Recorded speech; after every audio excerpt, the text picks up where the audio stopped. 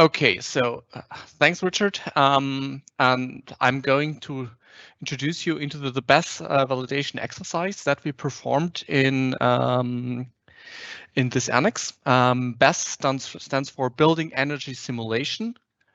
So we are talking about white box models here, physical models, and what we did was an empirical validation. So where in all the framework of validation possibilities do we fit in? First, we have analytical validations. Here we compare our, our conduction through a wall through an analytical solution that is available. Then, and it's probably the most widespread methodology, are intermodal comparison tests, like the BES tests.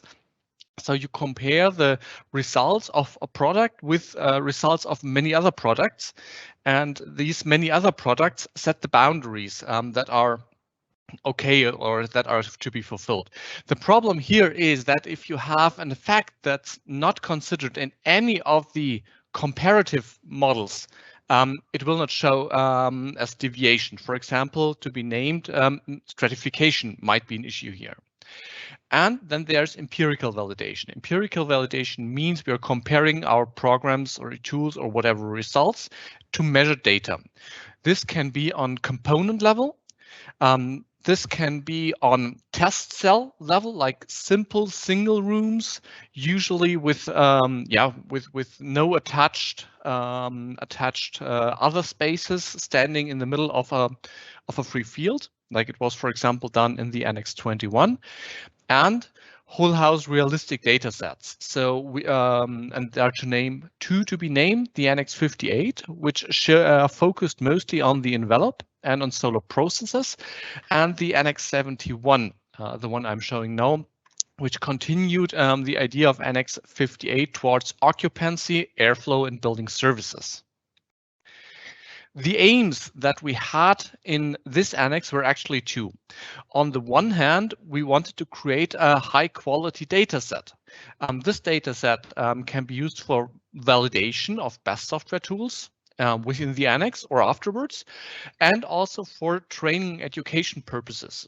We learned in Annex 58 that was a very important aspect where our work turned out to end, but we were happy because as more usages there are to our output, as more beneficial it is to the community. The data set itself has an interzonal air exchange. More important also between the single floors. We had scenarios with increasing complexity, meaning we start from a very simple scenario and go more and more complex. We used synthetic users to change the heating set point, operate doors, windows, produce heat gains. We used synthetic users and not real ones, because the inputs of a synthetic user can be measured precisely and are so available as an input to the validation. Matthias, sorry to interrupt, but we can't see your screen. I'm not sure whether you're sharing. Yeah, the aims exactly like the data set for validation, education. The data sets including the interzonal and interfloor exchange, the increasing complexity, synthetic users, and we had building service systems like an air source heat pump with underfloor heating and dry, which is composed of a wet and a dry street system in different floors. The experiment itself was conducted at the Fraunhofer IBP's twin houses in Holzkirchen, southern Germany. These are two typical single-family houses in terms of size and window areas, and as the name twin houses tells, they're identical, so we can use them for side-by-side experiment. So different than, for example, in the Salford Energy House, like doing one experiment after the other under identical conditions, we can do two experiments side by side, and because they're at the same period, they also have the same boundaries. Regarding the synthetic users, so we had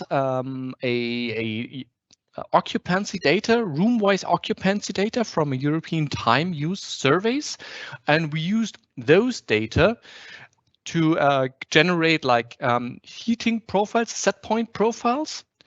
to generate internal heat sources, to create domestic hot water tapping profiles, and to operate doors and windows in a logical manner. These profiles have a stochastic element, so it's not like they produce the same pattern day over day. If you're interested in this, I hereby refer to the work of Graham Flatt from Strathclyde University. I mentioned the possibility of a side-by-side experiment. So how do we use that in the current experiment for the validation? So in the main experiment, we'll come to that later, one house was heated electrically, essentially identical to the Annex 58 data set, so we could continue the work from there. And the second house, let's call it the test house, had the underfloor heating and the heat pump. In the extended experiment, both buildings were heated electrically, but one building was added by humidity sources by the synthetic users. So more into the details of that experimental schedules, you see in green the main experiment and then in gray the extended experiment. We started the main experiment with a very simple coheating test, serving on the one hand as a baseline measurement to ensure both twin houses are true twins, and also as a simple constant temperature phase for the validation work of the modeling teams. Then we had two user phases, user 1, user 2, which became increasingly more complex in terms of the definition of set points, window operation, and so on. Then we had a reinitialization phase to re-equalize both houses. And then we went into the extended experiment with the internal humidity source in one building. So first we continued with a user 3 phase, essentially identical to the user 2 of the main experiment. And then we had a heat pulse phase exciting the building's thermal masses and a free float phase for summer condition testing. So we had 13 modeling teams, partly from the Annex 71, partly from outside. Very interesting, 4 of them were actually the developer of their respective programs they were using. So these teams handed in their results, and we evaluated their results handed in regarding the bias and the dynamics fit. For the bias error, we used the absolute mean deviation, and for the dynamics fit, the Spearman's rank correlations. The reason we chose exactly those measures were that they were already used in the Annex 58, and we wanted to be able to compare the results of both annexes.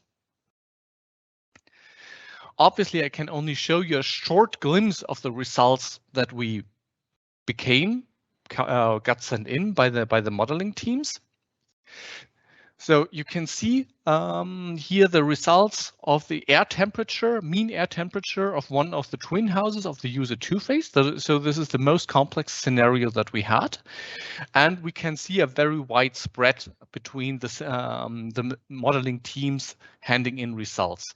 So we can see some teams did really well and some did really poor. But now looking to these graphs, and there are tons of these graphs, is really hard and will not tell us anything about how that composes and, more important, probable reasons for that deviations. So we went to the metrics and calculated those. And as you can see here in the example of the mean deviation of the user 1 and user 2 phase, we did that for the entire buildings, like N2 is the test house and TH entire twin house.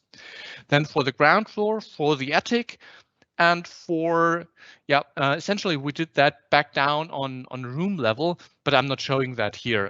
If you're interested in that, I encourage you to go to the reports. There are tons of graphs and results tables, and you can find what is going on, and should you be doing your own validation using that data sets, you can compare yourself to all the other teams participating in this. And here we can see, as we already expected after the first graph, that we have a very different quality of results. For example, team 5 is doing very good, while team 10 is doing really poor.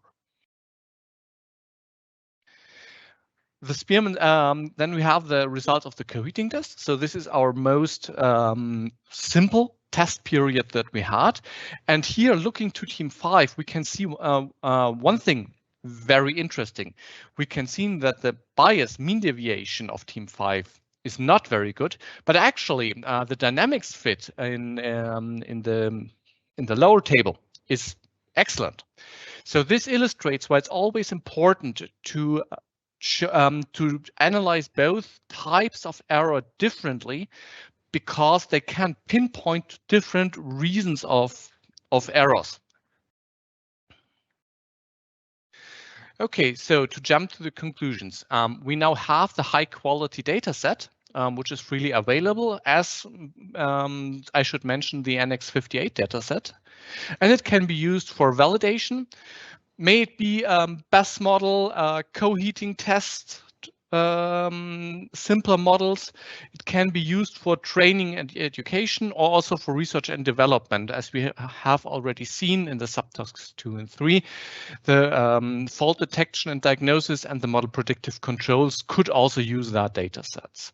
Their results on the experiment and the analysis published here, I say right around this month. They're published now, as I learned this morning, so they're available now. Regarding the scenario and the validation study, we could learn that the experiment, the experimental design should include preliminary simulations and a sensitivity analysis to tune the design. There's a very interesting paper from Irini Mantesi from Loughborough University, where all that work is already described. We learned also that all the different scenarios with increasing complexity is very good. But we also saw that our steps we chose here were too fast. So we always added multiple aspects in terms of realism. And that was too much, because the scenarios get so complex that if you tune or optimize, or I shouldn't say optimize because that's generic, because if you detect a deviation in one of your parameters, you might get better, you might get worse, because the errors start mixing. So we can conclude that a limit in complexity has been reached here, and maybe we should take a step back in future and tackle the things that we have found to be critical. Things that we found to be critical are here, especially the ground reflectance, meaning how do the programs incorporate the presence or absence of a snow cover.